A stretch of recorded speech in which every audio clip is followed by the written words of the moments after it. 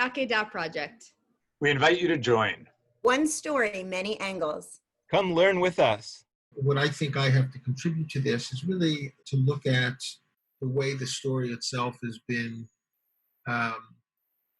understood, or the problematics of the story and the way that it's been understood in the kind of modern Jewish imagination, and then looking back at a couple of Hasidic texts to show the way in which they both share and do not share a lot of the premises that go into what is so troubling about Genesis 22, about the story of the binding of Isaac. So in some way, I'm going to begin as a prelude by saying that, in some sense, modern Jews, just like modern people generally who are readers of the Bible, when it comes to the story of the binding of Isaac, really function on in a particular trajectory that I would call the kind of Kantian Kierkegaardian trajectory. That is, Immanuel Kant's understanding of Genesis 22, which he talks about in A Religion Within the Limits of Reason Alone, and Kierkegaard focus on the story, which is really, in a certain sense, the basis of his book, Fear and Trembling. And in a certain way, the Kant Kierkegaardian trajectory, modern readers of the story really fall out on some place in that spectrum. Kant's rendering of the story in Religion Within the Limits of Reason Alone is that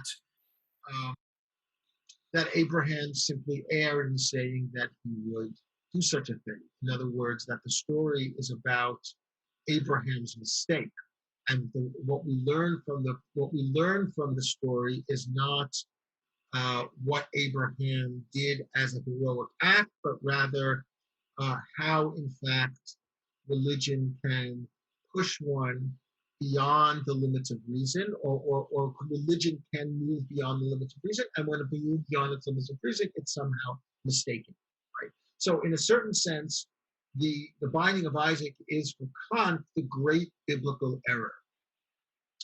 Kierkegaard, of course, it's much more complicated, and I know that other people have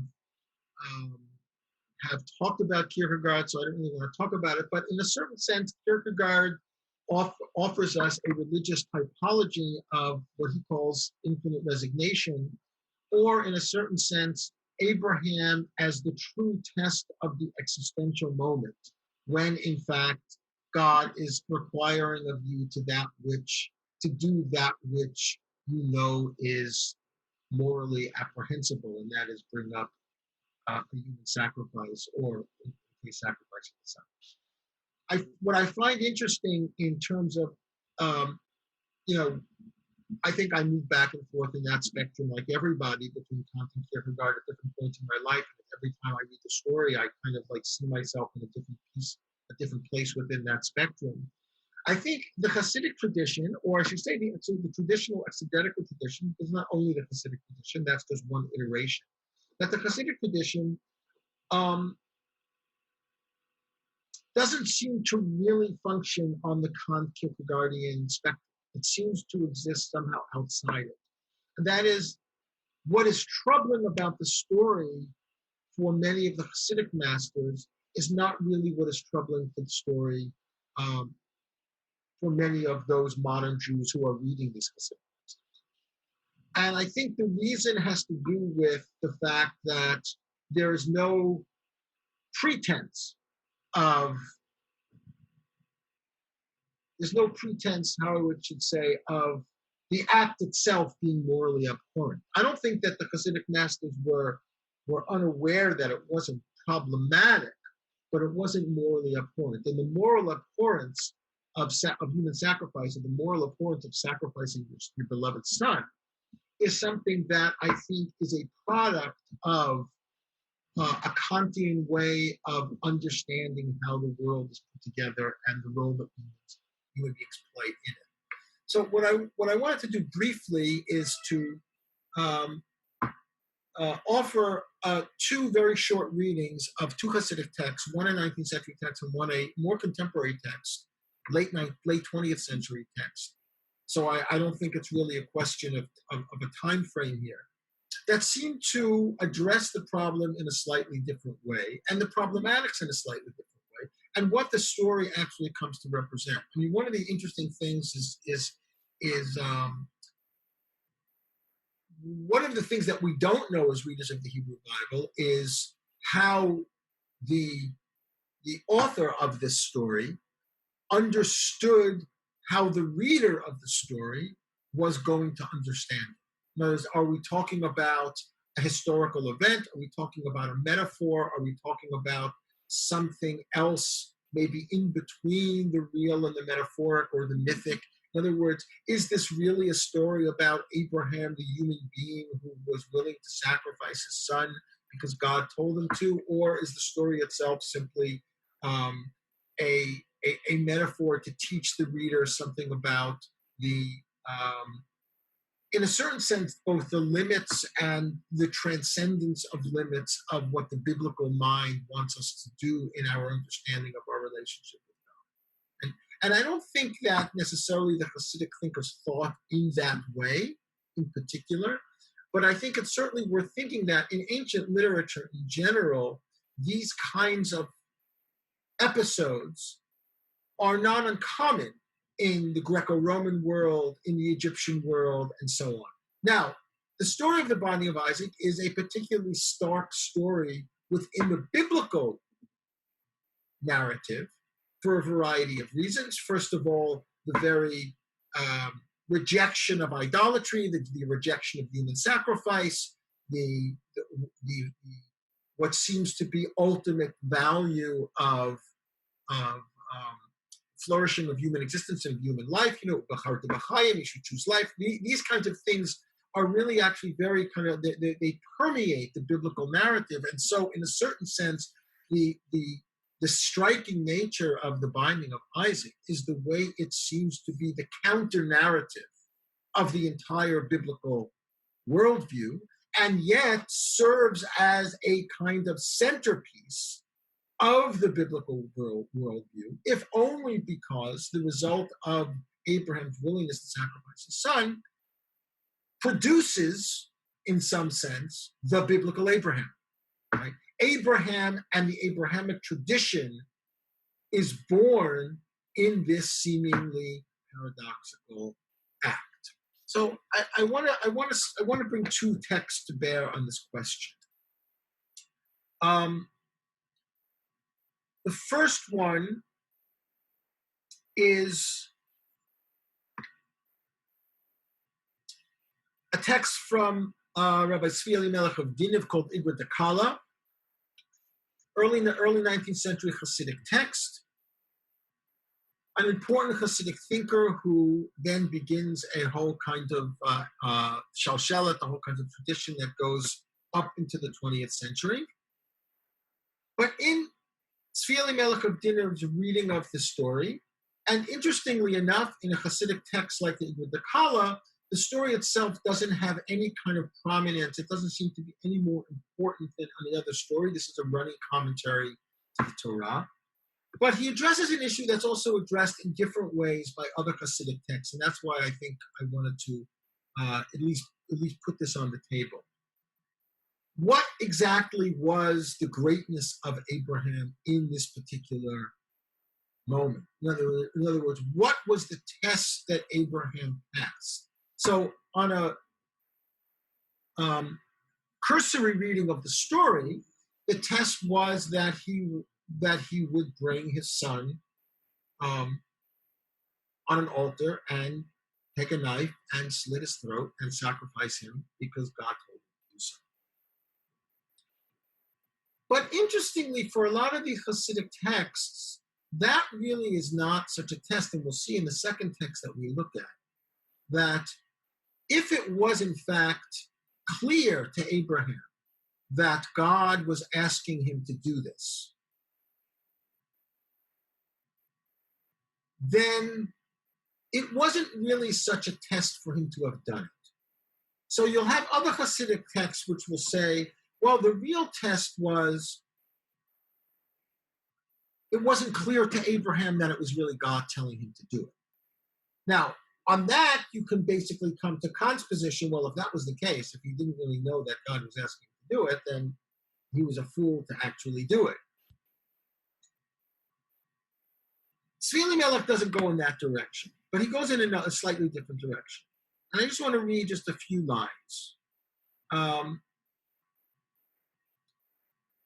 כי הנה מדרך שבני אדם ברצותו לעשות פעולה אכזריות באיש שלא כתיבהו. When a person is asked to do some seemingly abhorrent thing that's against his nature, הוא מוכרח לדחות במחשבתו רחמנותו ולצייר בנפשו היפוך האהבה. He, in order to be able to do this thing, he would have to, in a certain sense, compartmentalize or bracket his own natural sense of mercy. And ulitzayer b'nafsho hipuch. In other words, that he would have, or I should say, litzayer b'nafsho hepuch. He would have to embody the opposite attribute in order to do it. I mean, you could look at this in terms of, take boxing, for example. So for a person to be in a boxing match with another person, or for people who have been in any kind of competitive sports situations, to be in a boxing match with another person is to recognize that in this controlled context, that other person is going to try to do as much damage to you as they can. That's the rules of the game. And for you to be a part of that process, you have to then basically resolve to do as much damage to that person. So the very idea of Rahmanut, for example, in a boxing match, for a person to be merciful is not going to promote success of the act of boxing, right? The person is going to lose the match. You don't want to have mercy on your opponent. In fact, you want to take any mercy that you have and you want to push it aside, and you want to embody the opposite of mercy, right? You want to kind of plug in, as some athletes say, into a certain kind of primal, animalistic sense of aggression that would cause you to succeed in this particular endeavor. And in a certain way, what Tzvi Elimelech is saying is that was really, would have been normal course of events. If Abraham was just a normal person and not Abraham, he would have somehow bifurcated himself, excised his sense of mercy, and embodied a certain kind of primal, violent self in order to be able to perform this act of which he was commanded. And then he continues as Masha Ein Kein Avraham Avinu. But this is not the case with Abraham. Adarab, right? In just the opposite. That Abraham actually remained deeply in touch with his love for Yitzchak.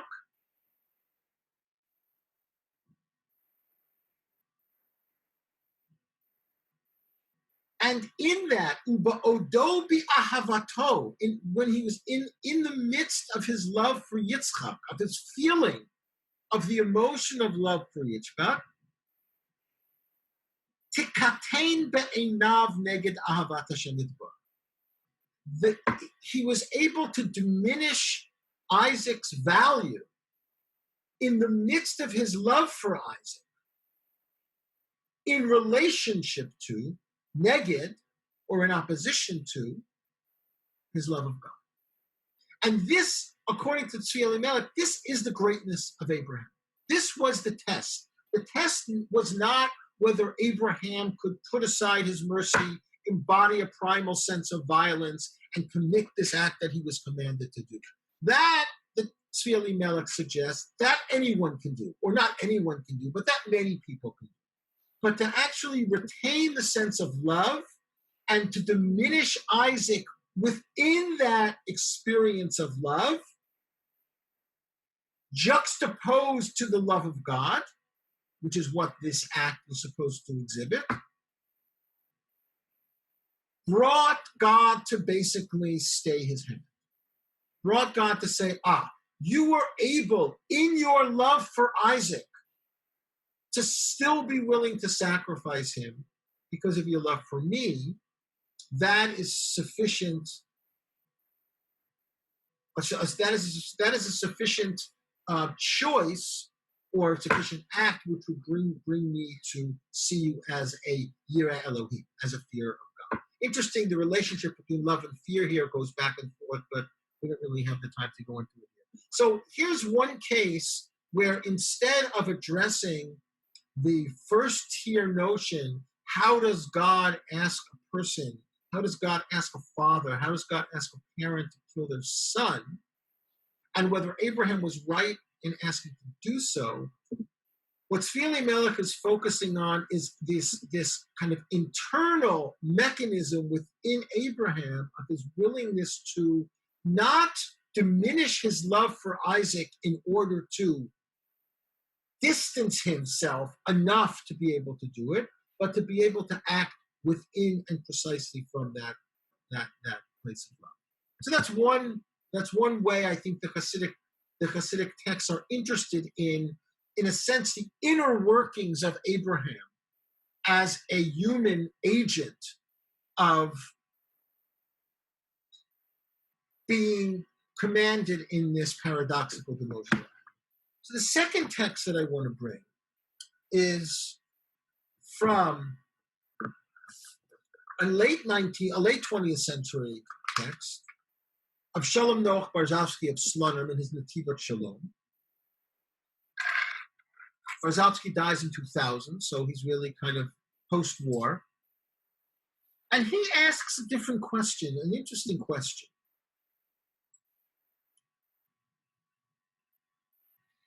He says that, in fact,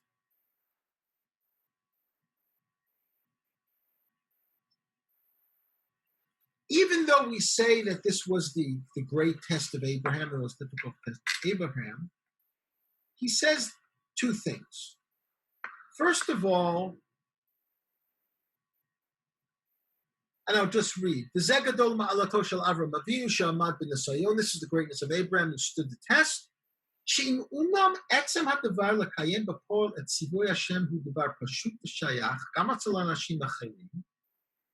If it was a simple case that God comes to Abraham and asks him to sacrifice Isaac,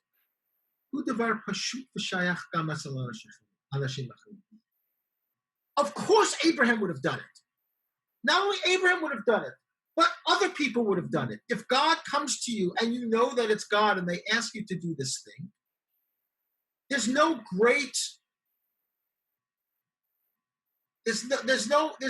kind of exhibition of greatness not to do it.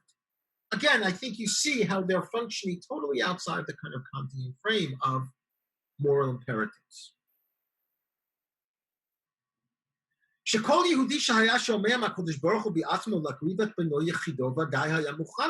Every person that would hear directly from God to sacrifice their only son, bevadai haya muchan bakach.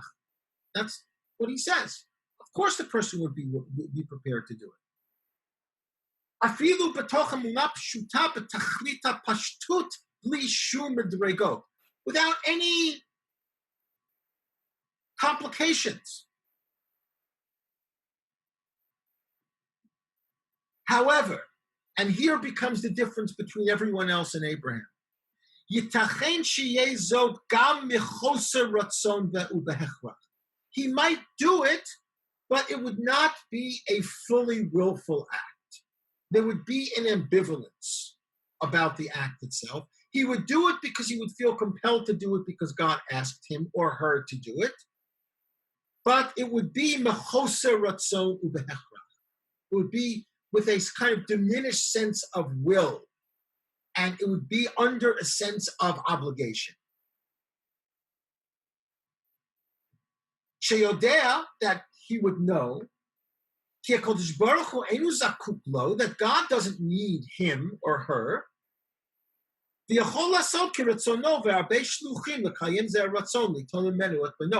other words, he knows, she knows, anybody could do it. God could ask anybody to do it. So he could say, or she could say to God, look, you don't need me. I don't really want to do it. You don't really need me. Ask anybody else. As a way of getting out of it, not as a way of rejecting the request.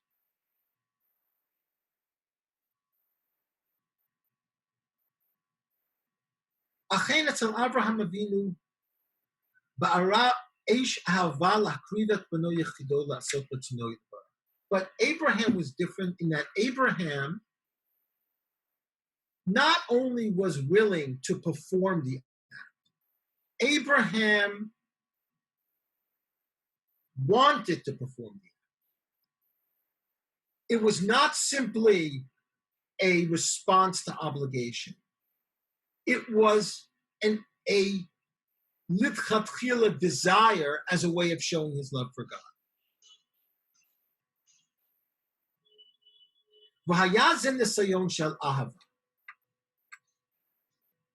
This was really a test of, not of faith. And it's interesting, right? Because usually you think about the Akedah as a test of faith, but the Netivot Shalom is saying it was really a Nisayon Shel Avram. It was really a test of love. Lahodia kama chibato shel Avram Avinu Hashem Yisborach, to exhibit God's Avram's love for God. Shelo hayta sheila im ya'amod b'nisayon v'yikaimei mitzvot Hashem. It was never really a question if he would actually have done it. Ela be'ezeh midah shel ava mekayem et ratzon Hashem l'krivat. The only test was whether he would have done it as a response to an obligation, or whether he would have done it as an exercise in, or an exhibition, I should say, in his love for God. So here, just to step back a second, again, outside of the Kantian Kierkegaardian frame, what the Netivot Shalom is suggesting is there really isn't a moral problematic about God asking an individual to sacrifice their child. If God would do that, then most people would do it. However, most people would do it in an ambivalent fashion. And that most people would do it as a response to obligation rather than as an act of love. What separates Avraham from everybody else, and what makes Avraham Avraham, is precisely the same love that he has for Isaac. He has for God, such that the exhibition of his love for God would come not at the expense of his love for Isaac, but at the expense of the life of Isaac. Now, again, I think in a way, the Hasidic texts are trying to take us away from the literal understanding of a person sacrificing their child, and rather creating a dramatic scenario which would separate Avraham from other human beings. And that which separates Avraham from other human beings is the attribute of love. Not the attribute of chesed, which is usually how we refer to him, but with the attribute of love. The love that he has for Isaac in the first text, the love that he has for Isaac is not diminished in the expression of the love that he has for God that requires him to abandon the life of his son within an expression of the love of his son, for his son. In the case of Slonim, it's a little bit different. It's to say that responding to divine obligation is one thing, and it's meritorious, but it's not Avraham. Avraham doesn't do the paradoxical act of sacrifice as an exhibition of obligation. He does it as an embodiment of the love that he has for God, which is no less than the love that he has for his son. So this takes us then closer to a Kierkegaardian notion of infinite resignation. But I think it's just kind of interesting to think about whether in the early 19th century or the late 20th century, in these two Hasidic examples, the moral imperative that is so troublesome and dissonant for the modern reader, for the Kantian Kierkegaardian reader of the story, is not really operative, because I think that these texts are not really functioning as interpreting a literal event. They're taking a dramatic event. They're not saying that it's not literal. They're not saying that it's not historical. They're taking the event as in a certain sense, a topos of understanding the relationship between everybody else and Abraham, and also the relationship between what will be the progeny of Abraham, of course, the Jewish people, in their love for God. So, for example, the way that he does this, just one more little caveat, is everybody knows that in the story, it really speaks about it describes Isaac in three different ways, right? Isaac, your son, your son, your only son, the one that you love. So the Tivot Shalom says, when it says kachet bincha, your son, take your son, et yechidcha asher ahavta, your only son that you love, shehem gimel medregot keneged b'kol levavcha b'kol nafshecha b'kol ma'odecha, with all of your heart, with all of your soul, with all of your might, which is the expression of love for God in the Shema. Et bincha, your son, this is with all of your heart, because we know that there is no love greater in the heart of an individual than the heart of their child, than in the love of their child. Et yechidcha, your only son, hu b'kol nafshecha, all of your soul, and asher ahavta is the midah gedoleh shel ahava, that you love keneged b'kol ma'odecha, with all of your might, and the way that the rabbis understand all of your might, with your life. So it's what he's doing in a fascinating way is saying here, and I want to end with this, that the idea of the sacrifice of Isaac, Abraham's sacrifice of Isaac, is really correlate to the kol ma'odecha, with all of your might, afilu nafshecha, right? That's what the Talmud says. Even your life. That in a certain sense, every day in the Shema, we're making a proclamation of love for God, even to the point of martyrdom, even to the point of giving up our own life for the sake of God. And this, in a certain sense, proclamation of the commitment of love, which may consequentially become a case of martyrdom, is exactly what the Akedah does.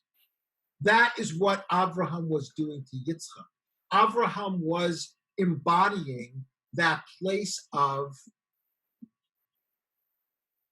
b'kol ma'odecha, afilu nafshecha, all of your might, even your life. But in this case, it's Isaac's life. But of course, Isaac's life is actually more beloved to the parent than the parent's life itself. So in a sense, what he wants to do is merge martyrdom and the Akedah to show that, yes, we would make a commitment to b'kol ma'odecha afilu nafshecha, all of your might, even your life. In the case of Abraham, it was even more than that, because the love that Abraham had for Yitzchak was even more than the love that Abraham had for his own life.